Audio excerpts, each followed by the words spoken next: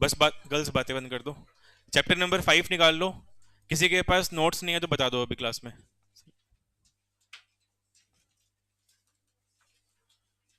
और किसी के पास नोट्स ना हो चैप्टर 5 के? और कोई बच्चा क्लास में बैठे जिसके पास नोट्स नहीं है?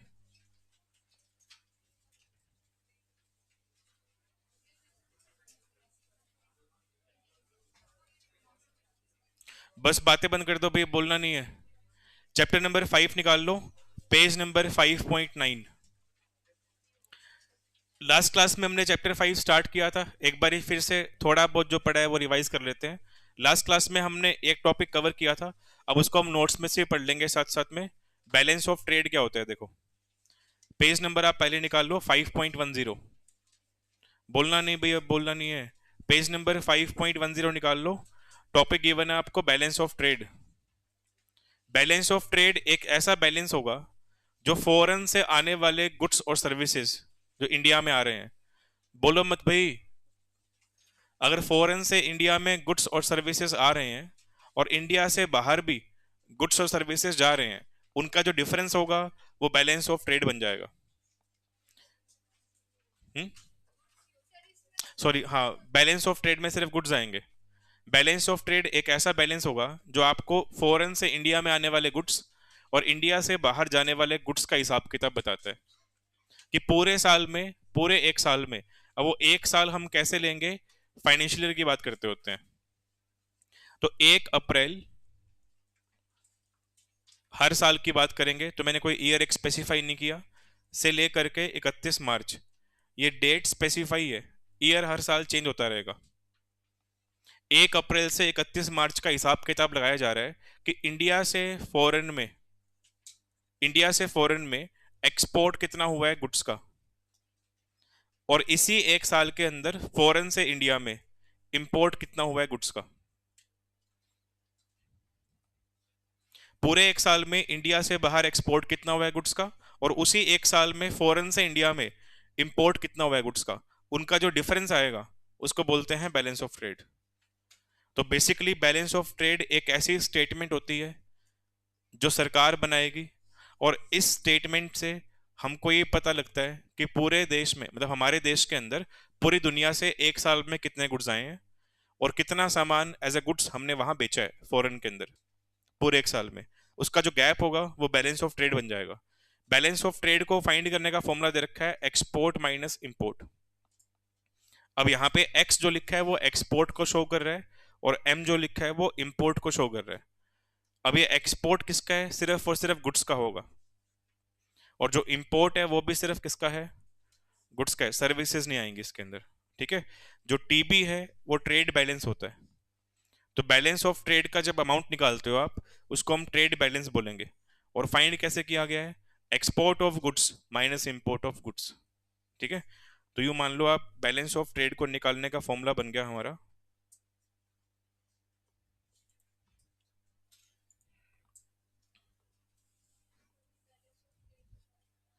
बता रहा हूं देखो दोबारा, मैं फॉर्मूला भी लिखवा देता हूं और बता भी देता हूं।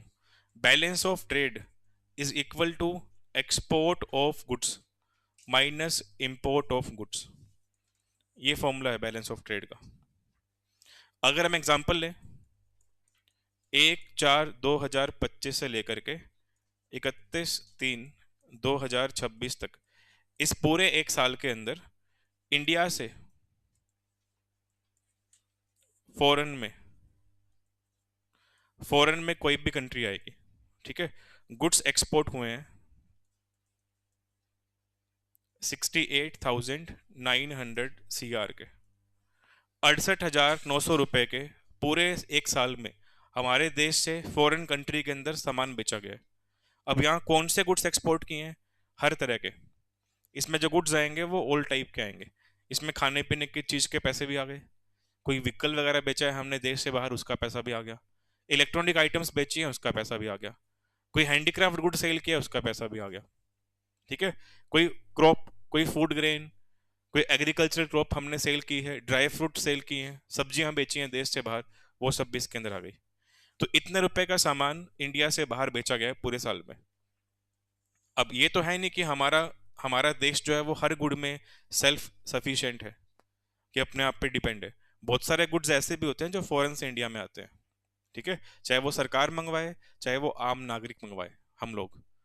अब जैसे मान लो हमने किसी, कोई हमारा जानकार फॉरेन में रहता है, उसको पैसे भेज के हमने वहां से एक फोन मंगवा लिया, सस्ता मिल रहा है मान लो वहां कोई फोन, लैपटॉप मंगवा लिया, वहां की लैपटॉप की टेक्नोलॉजी मान लो अच्छी है इंडिया से, तो फॉरेन में कोई रिलेटिव है आपका, कोई जानकार यार दोस्त रहता है, उसको पैसे भेज के आपने वहां से लैपटॉप खरीद लिया एक नया, ठीक है। तो एक गुड्स का एक्सपोर्ट इंपोर्ट जो होगा वो चाहे सरकार करे चाहे कोई पर्सनल इंडिविजुअल करे, हम सबका हिसाब किताब लेके चल रहे हैं, क्योंकि आप कैश में लेके नहीं आओगे सामान, बैंकिंग रूट से ट्रांजेक्शन होएगी। अब बैंकिंग रूट से आपने पैसे देश से बाहर भेजे हैं तो रिकॉर्ड बैंक के पास होगा, तो बैंक अपना रिकॉर्ड आरबीआई को देगा, आरबीआई रिकॉर्ड गवर्नमेंट को देगी, उससे सामने आ जाता है कि पूरे देश में कितना, पूरे साल में कितना पैसा देश से बाहर गया है गुड्स परचेज करने के लिए। तो हमने सामान बेचा तो है 68,900 रुपए का पूरे साल के अंदर, और मंगवाया भी है हमने सामान, इंपोर्ट किया है हमने गुड्स को फॉरेन से इंडिया में 40,000 सीआर का। तो पूरे साल में फॉरेन कंट्री से हमारे देश में सामान आया जो है वो 40,000 करोड़ का है, और बेचा है 68,000 करोड़ का, 68,900 का। अगर हम बैलेंस ऑफ ट्रेड निकालें, अब बैलेंस ऑफ ट्रेड बोलता है एक्सपोर्ट में से आपको इंपोर्ट माइनस करना है, हमने एक्सपोर्ट किया है 68,900 का और इंपोर्ट किया है 40,000 का, आप इसका गैप निकालोगे तो 28,900 रुपए करोड़ के अंदर, ये बैलेंस ऑफ ट्रेड आएगा। जिसका डाउट से समझ में आ गया? आप देखो बैलेंस ऑफ ट्रेड कैसे निकालते हैं, तो एक्सपोर्ट ऑफ गुड्स में से इंपोर्ट ऑफ गुड्स माइनस कर दो, उनका जो डिफरेंस होता है वही बैलेंस ऑफ ट्रेड होता है, ठीक है। अब जो हमारी यहाँ वैल्यू 28,900 आई है, ये वैल्यू क्या क्या आ सकती है वो और समझ लो। बैलेंस ऑफ ट्रेड का जो बैलेंस होता है,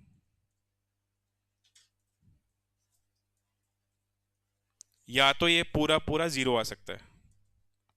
जीरो कब आएगा?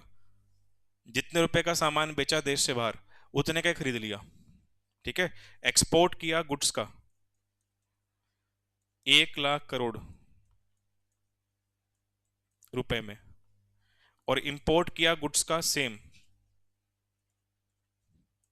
1,00,000 करोड़ का। जितना पैसा देश से, देश के बाहर सामान बेच के कमाया, उतना ही पैसा देश से बाहर भेज दिया सामान खरीद के, तो इसका डिफरेंस निकालो कितना आएगा? जीरो आएगा। तो बैलेंस ऑफ ट्रेड का बैलेंस जीरो आ सकता है। जीरो कब आएगा? जब एक्सपोर्ट ऑफ गुड्स इक्वल होता है इंपोर्ट ऑफ गुड्स के, ठीक है। ऐसे क्वेश्चन पूछ सकते हैं आपसे कि बैलेंस ऑफ ट्रेड का बैलेंस क्या क्या आ सकता है बताओ। क्वेश्चन ऐसा बन सकता है, हालांकि नोट्स में कुछ लिखा नहीं है ऐसा, बट मैं समझा रहा हूँ आपको, कुछ कुछ चीजें मैंने स्किप किया लिखनी, ताकि वो आप खुद से नोट करो, समझो चीजों को। तो क्वेश्चन ऐसा बन सकता है बैलेंस ऑफ ट्रेड क्या होता है, और बैलेंस ऑफ ट्रेड का बैलेंस क्या क्या आ सकता है ये बताओ हमको। तो पहले बताओगे बैलेंस ऑफ ट्रेड का meaning, difference between export of goods and import of goods is called balance of trade. Balance of trade does not cover services. Balance of trade में सिर्फ गुड्स आते हैं, सर्विसेज कवर नहीं होती। ये हमारा meaning हो गया। फिर हम लिखेंगे बैलेंस ऑफ ट्रेड का बैलेंस कौन कौन सा आ सकता है। तो बैलेंस ऑफ ट्रेड के 3 बैलेंस आ सकते हैं। इक्वल टू जीरो आ सकता है। जीरो कब आएगा बताना पड़ेगा आपको। When export of goods is equal to import of goods, it is zero balance, ठीक है। या फिर क्या आ सकता है, हमने एक्सपोर्ट किया गुड्स का 40,000 सीआर का, और इंपोर्ट किया पूरे साल में गुड्स का 28,000 सीआर का। अब एक्सपोर्ट में से आप इंपोर्ट माइनस करते हो तो बैलेंस क्या आएगा? 12,000 करोड़, और प्लस का आएगा, ठीक है। इसको बोलते हैं सरप्लस बैलेंस। सरप्लस क्यों फायदा हुआ है हमको? फॉरेन में सामान बेच के कमाए कितने रुपए हमने? फॉरेन में सामान बेचा आपने, एक्सपोर्ट किया, सामान बेच दिया, कमाए कितने आपने, और खर्च कितने किए फॉरेन के अंदर? तो आपके पास 12,000 करोड़ रुपए एक्स्ट्रा ही पड़े हैं बल्कि। तो खरीदा कम है सामान अपने, बेचा ज्यादा है। ये सेकंड केस बन गया। थर्ड केस सेकंड का अपोजिट होगा। एक्सपोर्ट किया मान लो हमने 70,000 सीआर का, और इंपोर्ट्स किए मान लो 90,000 सीआर के। इस बार बेचा कम है सामान, बेचा 70,000 का ही है, खरीदा कितने का है देखो, 90,000 का।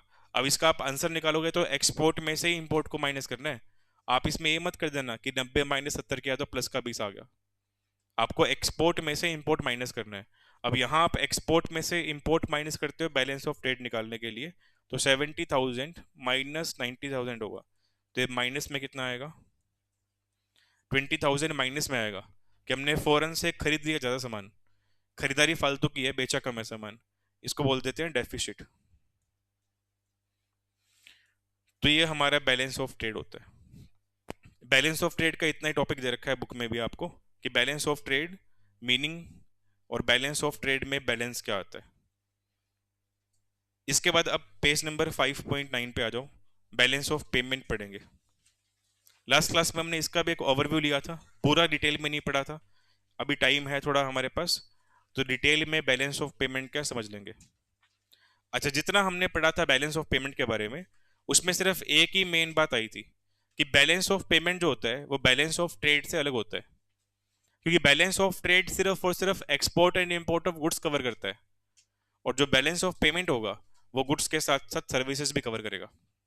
ठीक है, तो चाहे हमने देश से बाहर एक्सपोर्ट गुड्स का किया हो, चाहे हमने देश से बाहर एक्सपोर्ट किया हो सर्विसेज का, एक्सपोर्ट हुआ है चाहे गुड्स का हो चाहे सर्विसेज का हो, पैसा देश में आएगा, तो दोनों हम ऐड कर देंगे। इंपोर्ट हुआ है, फोन को बंद कर दो अभी, फोन मेरे को दे दो, किसका है फोन? फोन मेरे को दे दो,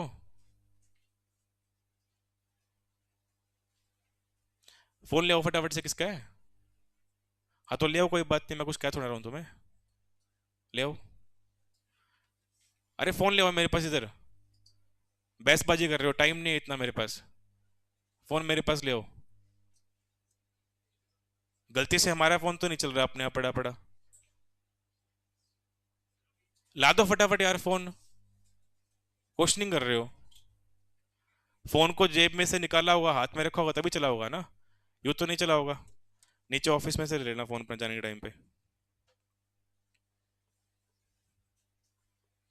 balance of payment, balance of payment के अंदर सर्विसेज भी कवर होंगी गुड्स के साथ साथ। अब एग्जांपल देख लो, एक बैलेंस ऑफ पेमेंट कैसे निकालेंगे।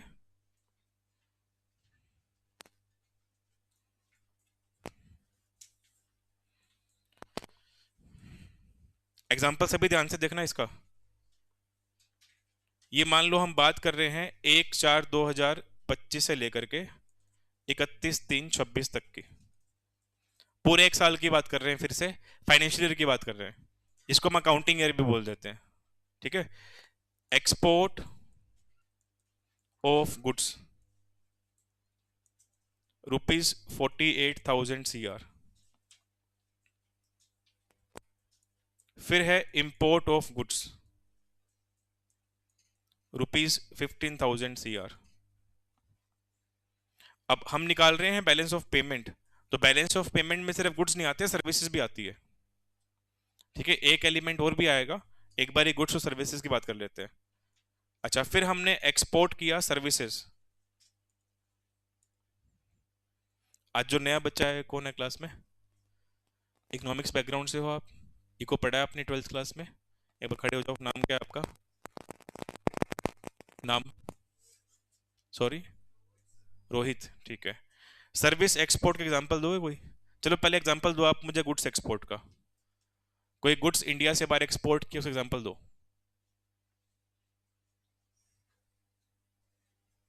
बोलना नहीं किसी को, डिस्कस नहीं करना आपस में, सामने ध्यान रखो सभी जने, किसी और से नहीं पूछ रहा मैं। हाँ जी, क्यों?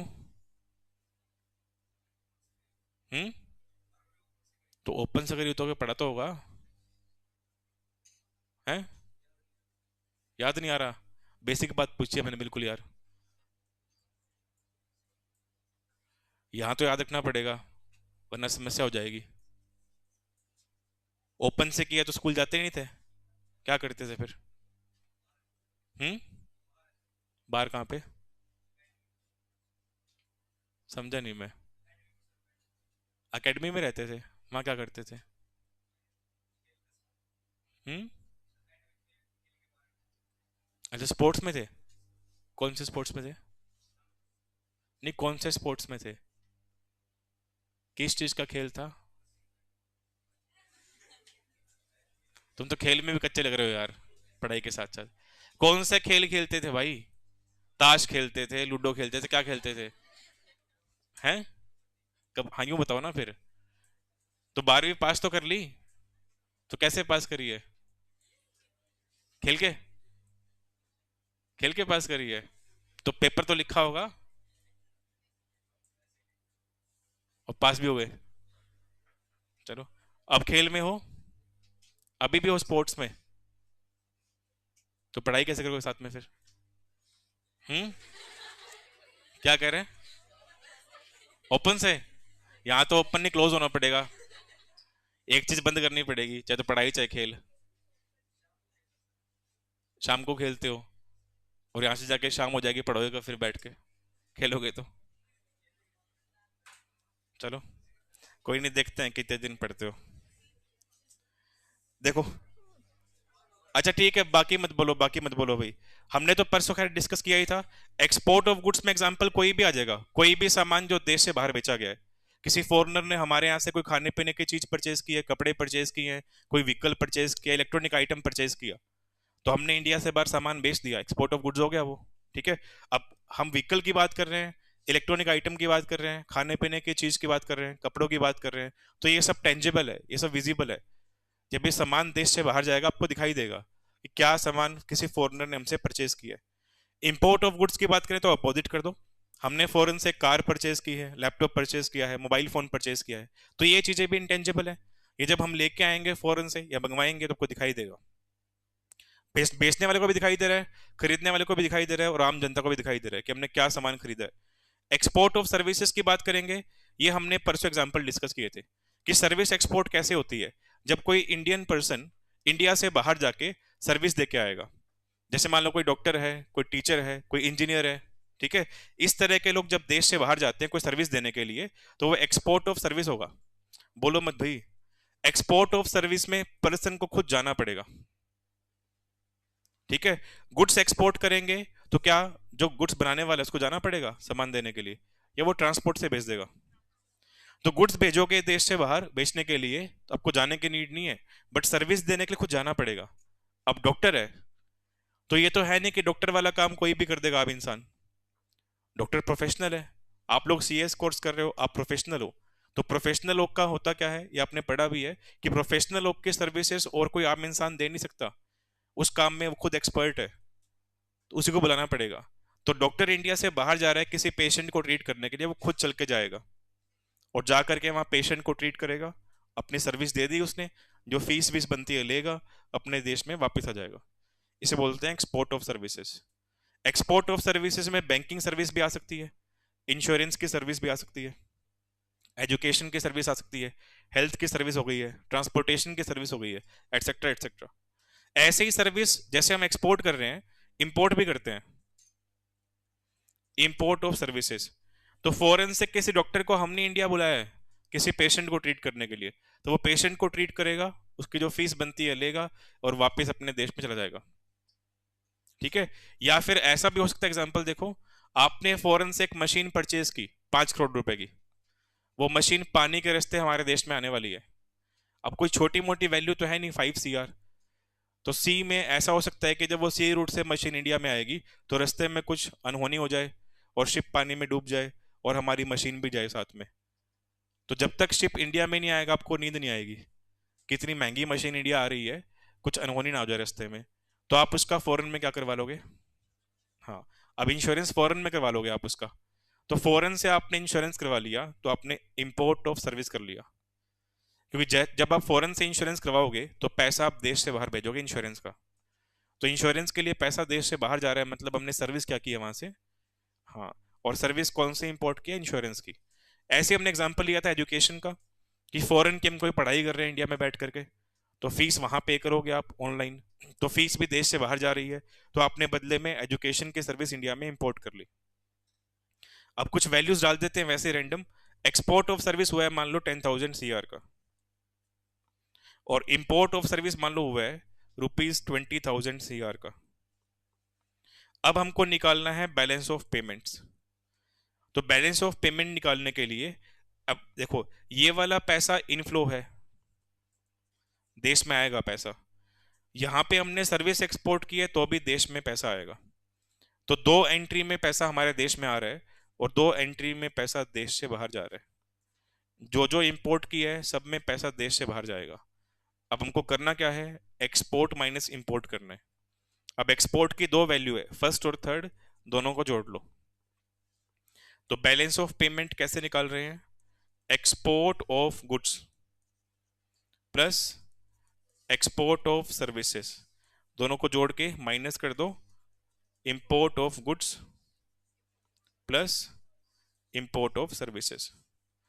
तो हमने गुड्स का एक्सपोर्ट किया 48,000 सीआर का, सर्विसेज का एक्सपोर्ट किया 10,000 सीआर का। तो 48,000 प्लस 10,000, ठीक है। फिर माइनस कर देंगे उसके बाद इंपोर्ट की वैल्यूज को, 15,000 एक है और 20,000 एक है, 15,000 प्लस 20,000, तो 58,000 माइनस 35,000, कितना बैलेंस बचा, 23,000 आपका बैलेंस ऑफ पेमेंट का बैलेंस आ जाएगा। ठीक है, और ये प्लस का आ रहा है बिकॉज एक्सपोर्ट की वैल्यू ज्यादा है, इंपोर्ट की वैल्यू कम है। ऐसे बैलेंस ऑफ पेमेंट निकालते हैं। अभी वैसे बैलेंस ऑफ पेमेंट का कंसेप्ट पूरा नहीं हुआ, इसमें एक चीज और भी आएगी। अगर फ्री के पैसे देश से बाहर गए हैं, डोनेशन, चैरिटी, गिफ्ट, कंट्रीब्यूशन, या फ्री के पैसे देश में आए हैं, तो वो पैसे भी काउंट होते हैं।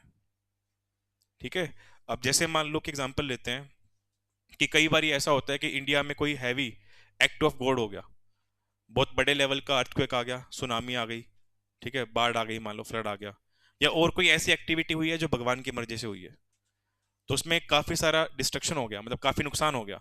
तो हमारी सरकार उस चीज को ठीक करने में, उस एरिया को ठीक करने में पैसा खर्च करेगी। अब क्या पता कोई फॉरेन कंट्री जो हमारी देश की दोस्त है, वो हमारे पास डोनेशन के तौर पे पैसे भेज दे। ठीक है, अब डोनेशन जो आपको मिलेगा क्या वापस करना होता है, या वो आपका ही पैसा है? जब भी आप कहीं डोनेशन देते हो, मंदिर में आप दान दे रहे हो, ठीक है, तो क्या वो वापस मिलेंगे पैसे आपको, या बढ़ के पैसे वापस मिलेंगे, 100 रुपए दिए 150 मिलेंगे वापस? कुछ नहीं मिलेगा ना। तो डोनेशन देना मतलब वन साइडेड पेमेंट हुई है। तो ऐसे ही जब कोई फॉरेन कंट्री हमारे देश को डोनेशन देगी, तो पैसा आया कि गया, आया, उसको भी जोड़ देंगे यहाँ पे। और हमने किसी को डोनेशन दिया है तो पैसा गया, वो भी जोड़ देंगे। अब गया है पैसा बाहर, डोनेशन दिया है तो वो यहाँ जुड़ जाएगा। फॉरेन से पैसा आया होगा डोनेशन का, तो वो यहाँ जुड़ जाएगा। फिर उनको जोड़ के फिर हम बैलेंस ऑफ पेमेंट निकालते हैं। तो बैलेंस ऑफ पेमेंट में गुड्स एंड सर्विसेज तो आएंगे आएंगे, प्लस इसको हम बोलते हैं ट्रांसफर इनकम। जो फ्री के पैसे होते हैं उसको बोलते हैं ट्रांसफर इनकम, ये भी काउंट होती है। तो ट्रांसफर इनकम ऐसी इनकम है जहां आपने कोई सामान नहीं बेचा, जहां आपने कोई सर्विस नहीं दी है, फ्री के पैसे आपको मिले हैं, और वो पैसे आपको इस तरीके से मिले हैं कि वापस नहीं करने, वो हमेशा के लिए आपके हैं। या फिर हमने ट्रांसफर इनकम में किसी और को इनकम दी है, तो हमारी सरकार किसी और फॉरेन कंट्री में, अगर हमारी गवर्नमेंट किसी और फॉरेन कंट्री में डोनेशन करती है, तो वो हमारे लिए आउटफ्लो बन जाएगा, पैसा देश से बाहर गया है, तो उस केस में हम उसको माइनस कर देंगे। अब बैलेंस ऑफ पेमेंट का मीनिंग क्या बना देखो बुक के हिसाब से। तो कह रहे हैं बैलेंस ऑफ पेमेंट एक ऐसा रिकॉर्ड होगा, अब इसको ध्यान से समझेंगे, इंपॉर्टेंट डेफिनेशन है, पूरा का पूरा पैरा इंपॉर्टेंट रहेगा। बैलेंस ऑफ पेमेंट एक ऐसा रिकॉर्ड होगा जो सिस्टमैटिक तरीके से बनाया जाएगा। सिस्टमैटिक तरीके से बनाया जाएगा मतलब ये हमेशा 1 अप्रैल से 31 मार्च का ही बनेगा, और हर साल बनेगा। ठीक है, ऐसा नहीं है कि आप जब मन किया बैलेंस ऑफ पेमेंट का रिकॉर्ड बना लिया और जब मन किया नहीं बनाया, ऐसा नहीं होगा। अब जैसे मान लो हमारे पास पढ़ाई करने के 2-3 तरीके होते हैं। एक तो मान लो ये तरीका होता है कि जब मन किया पढ़ लिया, जब मन नहीं किया नहीं पढ़े। जब मन किया किताब उठा ली, रैंडम कोई भी चैप्टर खोल लिया, उसको पढ़ लिया, चाहे पूरा पढ़ाओ चाहे आधा पढ़ाओ, फिर मन नहीं किया बुक बंद कर दी। अगले दिन दोबारा मन किया, अब क्या पता अगले दिन मन किया तो सेम चैप्टर उठाएं जहाँ छोड़ा था बीच में उसको, क्या पता सब्जेक्ट सेम उठाएं, क्या पता ना उठाएं, जो हमारा मन करेगा वो पढ़ लेंगे, और जब मन नहीं किया तो बंद कर दिया। तो ऐसे हम पास नहीं हो सकते। अगर आप ऐसे पढ़ रहे हो तो पढ़ना जीरो है। पढ़ने का भी एक सिस्टमेटिक तरीका होना चाहिए कि आपका प्रॉपर एक टाइम टेबल बना होना चाहिए पढ़ने का। उसमें आपने लिखा होना चाहिए कि हम डेली कितना पढ़ेंगे, 2 घंटे, 3 घंटे, 4 घंटे, 5 घंटे। अच्छा, किस टाइम पे क्या पढ़ेंगे वो भी लिखा होना चाहिए। ये एक सिस्टमैटिक तरीका होता है पढ़ाई करने का, ताकि आप एक फ्लो में पढ़ाई करते रहो कि हमने कल जहां पढ़ना छोड़ा था आज उसके बाद से ही पढ़ना है। ठीक है, मैं ये नहीं कह रहा कि आप डेली चारों पेपर पढ़ो बैठ के, क्या पता आप एक दिन 2 पेपर पढ़ो, दूसरे दिन 2 पेपर पढ़ो, ऐसे पढ़ लो। तरीका क्या होना चाहिए, एक सिस्टमैटिक तरीका होना चाहिए, एक पैटर्न होना चाहिए पढ़ाई करने का। जैसे पढ़ाई करने का पैटर्न होता है वैसे ही पैसों का हिसाब किताब मेंटेन करने का भी पैटर्न होना चाहिए। तो बैलेंस ऑफ पेमेंट का रिकॉर्ड जो बनेगा वो ऐसा नहीं कि जब गवर्नमेंट का मन किया बना लिया और जब मन नहीं किया नहीं बनाया। वो हर साल बनेगा और 1 अप्रैल से 31 मार्च का ही बनेगा। इसका मतलब बनता है सिस्टमैटिक रिकॉर्ड। अच्छा, फिर लिखा है इकोनॉमिक ट्रांजेक्शन्स। इकोनॉमिक ट्रांजेक्शन्स का मतलब वो सभी ट्रांजेक्शन जिसमें पैसा इन्वॉल्व है, या तो पैसा देश में आया है फॉरेन से या पैसा देश से गया है। और कह रहा है कौन सी ट्रांजेक्शन, सारी ट्रांजेक्शन, ऑल। तो चाहे किसी भी ट्रांजेक्शन से पैसा देश में आया हो, चाहे किसी भी ट्रांजेक्शन से पैसा देश से बाहर गया हो, उनका सिस्टमैटिक रिकॉर्ड बनाने के लिए जो हम स्टेटमेंट बनाते हैं उसे बैलेंस ऑफ पेमेंट बोलते हैं। और जनरली एक स्पेसिफिक टाइम पीरियड का बनाया जाएगा। वो स्पेसिफिक टाइम पीरियड क्वार्टरली हो सकता है। अब क्वार्टर एक साल में 4 होते हैं, अप्रैल मई जून फर्स्ट क्वार्टर, जुलाई अगस्त सितंबर सेकंड क्वार्टर, अक्टूबर नवंबर दिसंबर थर्ड क्वार्टर, जनवरी फरवरी मार्च फोर्थ क्वार्टर, फिर अप्रैल मई जून फर्स्ट क्वार्टर, इस तरीके से। तो क्वार्टर वाइज रिकॉर्ड बनाएंगे तो एक साल में कितनी बार रिकॉर्ड बनेगा, 4 बार। ठीक है, प्लस एवरी, इसमें करेक्शन करो, यहां करो फाइनेंशियल ईयर। कैलेंडर ईयर लिखा हुआ है, इसको फाइनेंशियल कर लेना। कैलेंडर ईयर जनवरी 1 से स्टार्ट होता है और दिसंबर 31 पे खत्म होता है। फाइनेंशियल ईयर जो होगा वो अप्रैल 1 से स्टार्ट होगा और 31 मार्च पे खत्म होगा। अच्छा, क्या हम बैलेंस ऑफ पेमेंट के अंदर हमारे देश के अंदर जो सेल परचेज हो रहा है उसका भी रिकॉर्ड लिखेंगे या सिर्फ फॉरेन ट्रांजेक्शन्स का रिकॉर्ड लिखेंगे? हाँ, तो ये बात भी लिखी है कि बैलेंस ऑफ पेमेंट में रिकॉर्ड तो आएगा, बट रिकॉर्ड कौन सा आएगा, एक देश का पूरी दुनिया के साथ जो भी पैसों का लेन देन हो रहा है सिर्फ उसका रिकॉर्ड आएगा। तो कभी भी बैलेंस ऑफ पेमेंट के अंदर डोमेस्टिक सेल्स रिकॉर्ड नहीं होती। ठीक है, सेंट्रल गवर्नमेंट ने स्टेट गवर्नमेंट को डोनेशन दिया, उसका हिसाब किताब कभी भी बैलेंस ऑफ पेमेंट में नोट नहीं किया जाएगा। हम लोगों ने हमारे ही देश से गुड्स परचेज किए हैं या हम लोगों ने हमारे ही देश में गुड्स बेचे हैं, उसका हिसाब किताब कभी भी बैलेंस ऑफ पेमेंट में रिकॉर्ड नहीं किया जाएगा।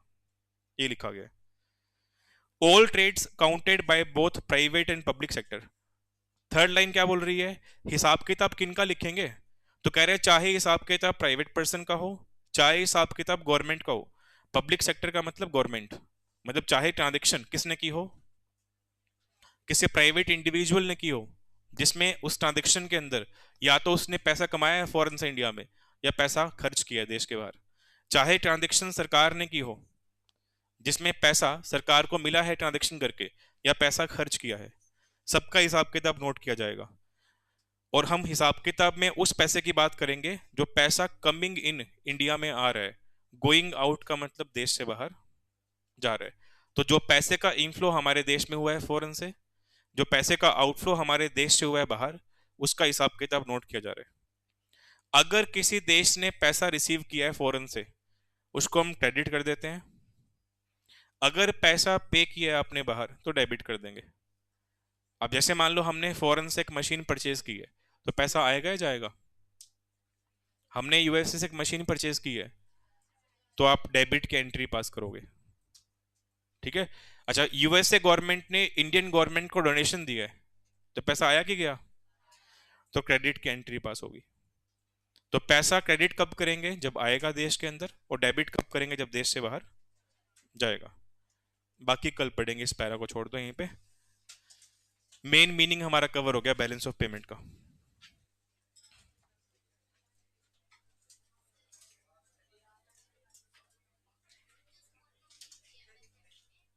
हम्म